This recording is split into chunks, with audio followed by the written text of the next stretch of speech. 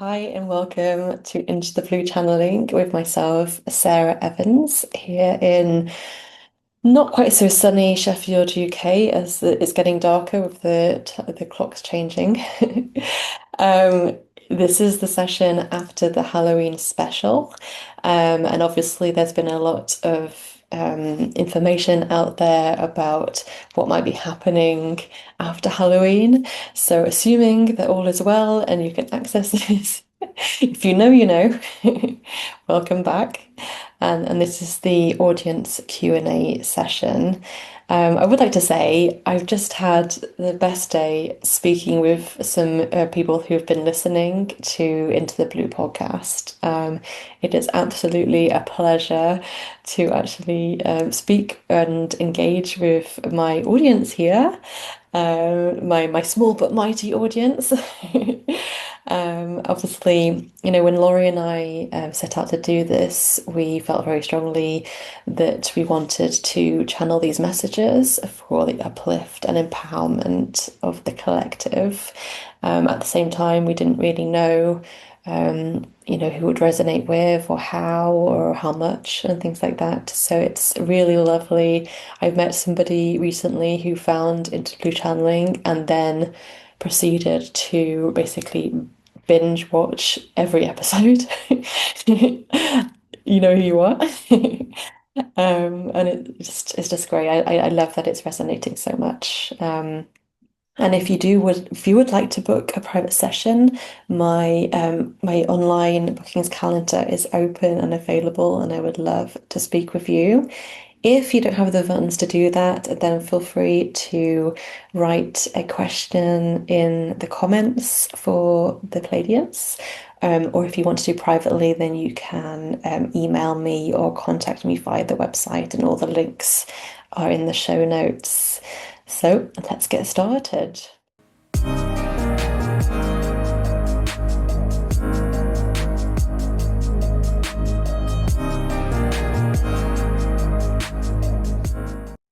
I would add before we get started that like one thing about the audience of Into the Blue is that you're all really fascinating people, like really aligned, really connected, really just great to talk to. So yeah, I just entered my Akashic records, and the Pleiadians are just like, yeah, two thumbs up. Thank you for doing the work, and let's keep raising the vibration of the collective. Okay, so on to my first question I've received. Would like to ask, do the Pleiadians live on planets? And if they do, I assume I'm correct in thinking these planets would probably not be the ones orbiting the young hot stars in the cluster that we see with the naked eye. Okay, so asking the Pleiadians, do you live on planets? And if so, are these the ones that we can see with the naked eye or not?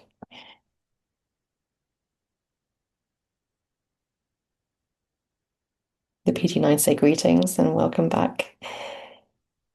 Welcome back to the person asking this question.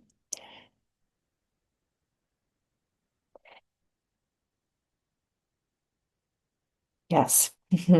They say yes. They do live on planets as well as spending a lot of time in space on spaceships and um, going on interstellar missions through the multiverse. To answer your question, yes. They're saying that we do incarnate and live on stars within the Pleiades cluster.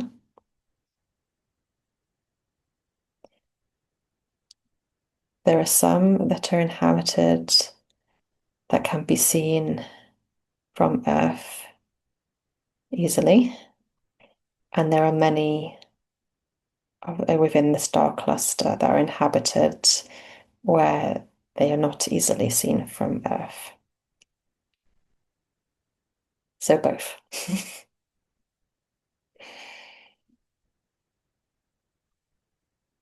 They're showing me some visuals of their what it looks like in the Pleiades.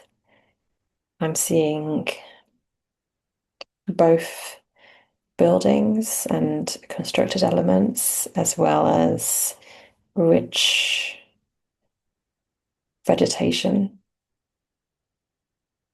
They're telling me that they live very much in harmony with the needs of the individual planets that they reside upon.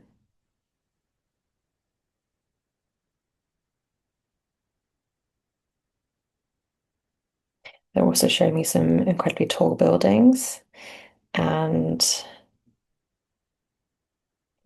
architecture, which is very different from what we do here on Earth.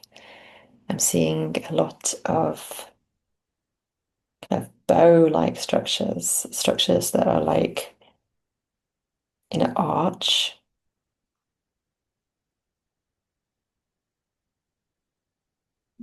I'm asking what's made out of. And they're saying materials that are not known currently to humans. Okay. Yes, so they're confirming that they do reside on planets within the Pleiades, but they also have long missions across the multiverse. They're confirming actually that they do have a mission involving a famous comet, quote unquote.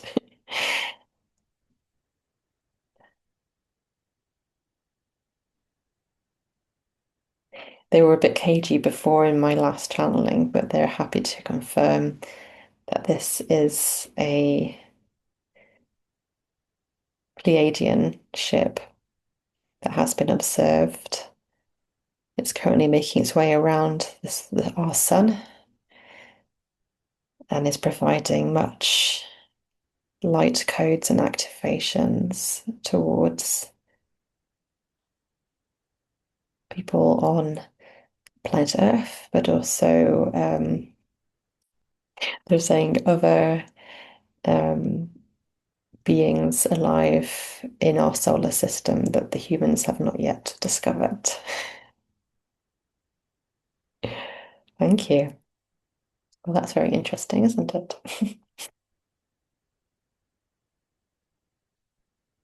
Okay, this person has already asked.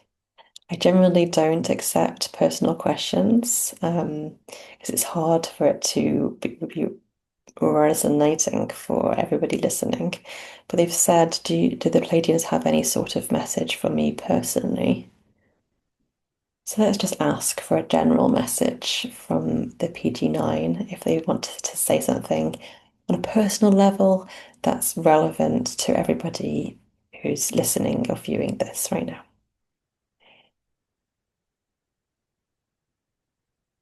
Mm. They're saying they want to give you a big hug. In fact, they are giving you a big hug as you listen to this. If you feel a sense of chills and tingles coming over your body, like in a wave, that's you receiving a hug from them, your energy. They're explaining that so in spirit, when the energy of a spirit merges with your energetic field, that feels like chills, and that's something that you're experiencing. They want to give you a hug because they know that there's a lot going on for you right now personally, and it's a tough year. It's a tough year for everybody. Um, there's a lot of things ending. There's a lot of trauma and suffering that has to be transmuted.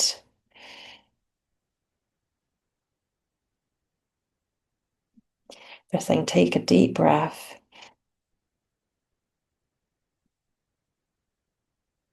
Remember that you've got this. It's going to be okay.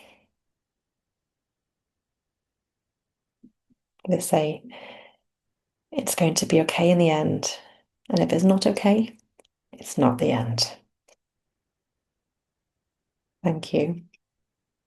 Okay, moving to my other question. Okay, so we've got a question here. Could you ask the Pleiadians whether the pineal gland has been intentionally kept dormant or limited in humanity, and if so, why? Is the full activation of the pineal gland the key to human awakening and higher consciousness?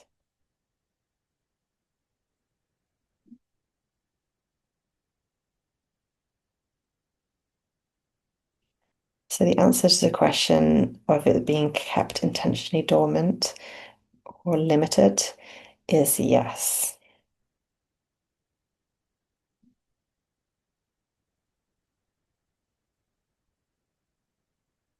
They're saying that it hasn't been possible for the pineal gland in humans to fully be activated whilst in three-dimensional consciousness.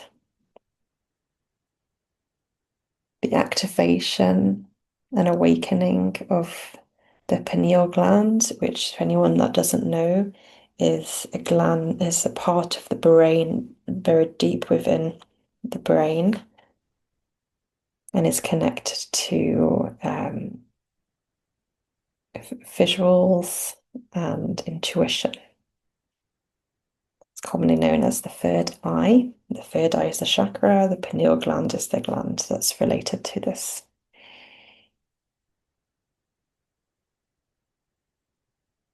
So the PD9 are going on to say that the full activation of the pineal gland has not been possible in 3D. It's not been vibrationally possible. However, it is becoming more and more activated. And once all of humanity has elevated in towards five-dimensional consciousness, then we will all be able to reap the full benefit of this gland and its abilities.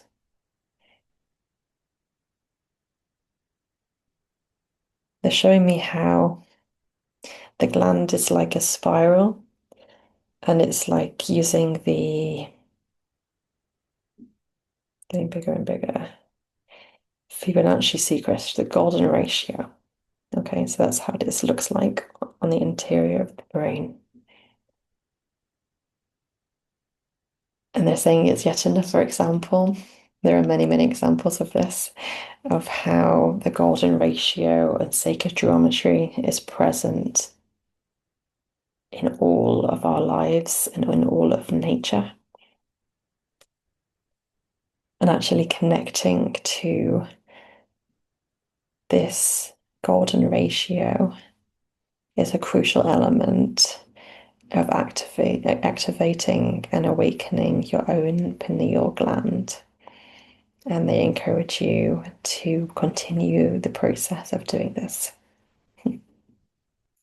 Thank you.